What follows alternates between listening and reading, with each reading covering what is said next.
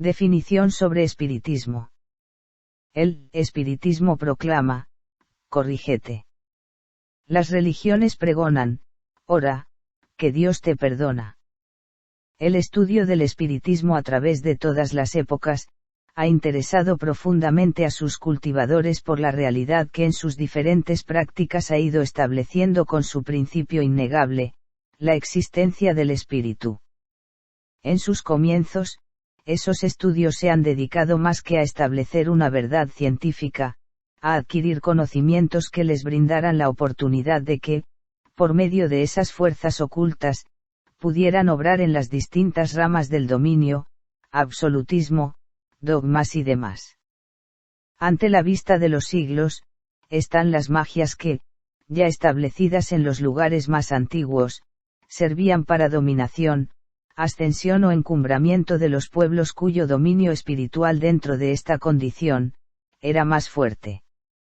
Desechando toda educación mediumnímica o práctica que se generalizara, llegaban a la confabulación para realizar estos profundos y equivocados estudios, dentro de un grupo ya seleccionado para determinado fin, pero con la estricta reserva y juramento de que su obra iba a quedar en absoluto secreto. El conocimiento del espiritismo en eras remotas, fue la acción despótica de los que obsesionaban o presionaban a distintos grupos con el poder de la fuerza errónea del espacio que los dirigía. Su ilustración y condiciones mediumnímicas servían de vínculo para una estrecha relación, pero no de origen fraternal y humano, sino de equivocados propósitos y de ideas extraviadas. La evolución del mundo y de sus costumbres, trajo cultivadores que se denominaban profetas por la claridad de sus ideas y lo acertado de sus opiniones. Sus visiones espirituales de incalculable valor moral y material, todavía están descriptas en las historias de las distintas creencias o religiones que existen.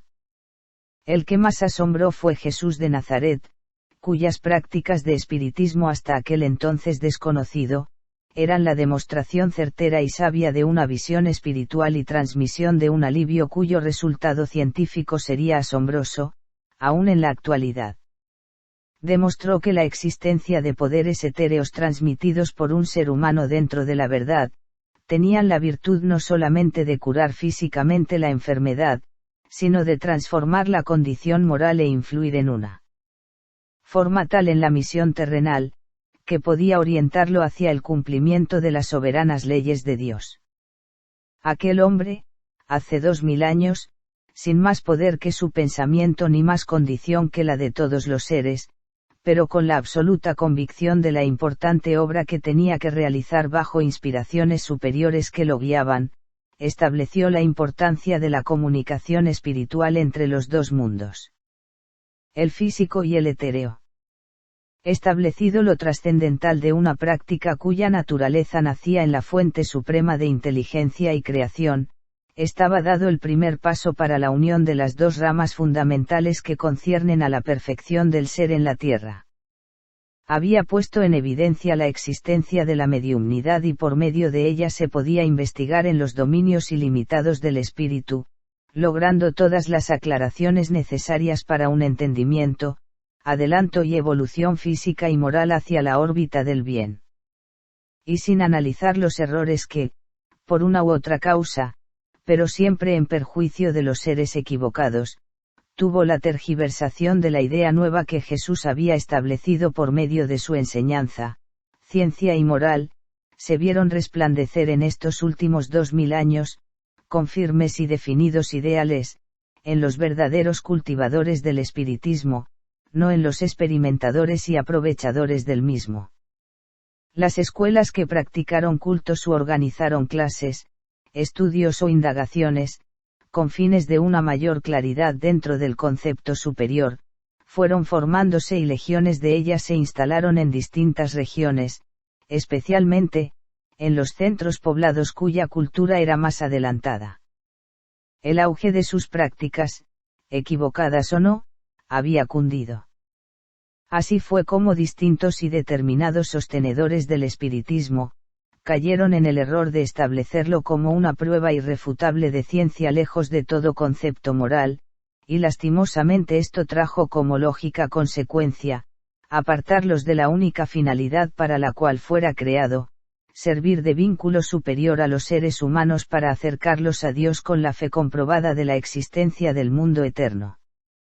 Estos seres, fueron aprovechados por los espíritus que en la imperfección predominan lejos de las esferas del bien, los desviaron de sus propósitos porque, así como los encumbraban brindándoles definiciones científicas de alto alcance, en los momentos que más convenía a sus planes ya predispuestos, los hacían fracasar destruyéndolos no solo en su capacidad intelectual, sino también moralmente.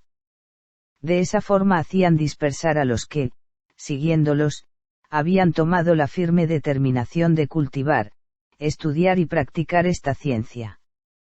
Pesando a través de la historia sus distintas épocas, el espiritismo ha sufrido las consecuencias de choques que han pretendido mellar sus fuerzas y su valor en el concepto moral.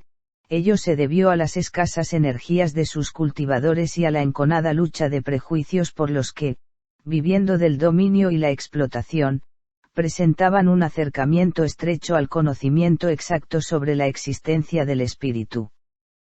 Como si fuera una paradoja, el ser acepta sin ninguna definición todas las explicaciones, que diferentes creencias transmiten sin dar comprobación alguna.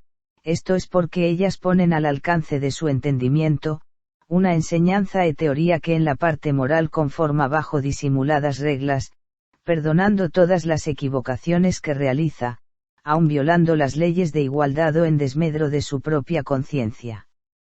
El espiritismo proclama, corrígete, que el bien te espera. Las religiones pregonan, ora, que Dios te perdona. Diario Espiritismo, marzo de 1954. Si te gusta este canal, puedes dejarnos tus comentarios, realizar sugerencias, y acompañarnos a seguir evolucionando fraternalmente. Paz profunda.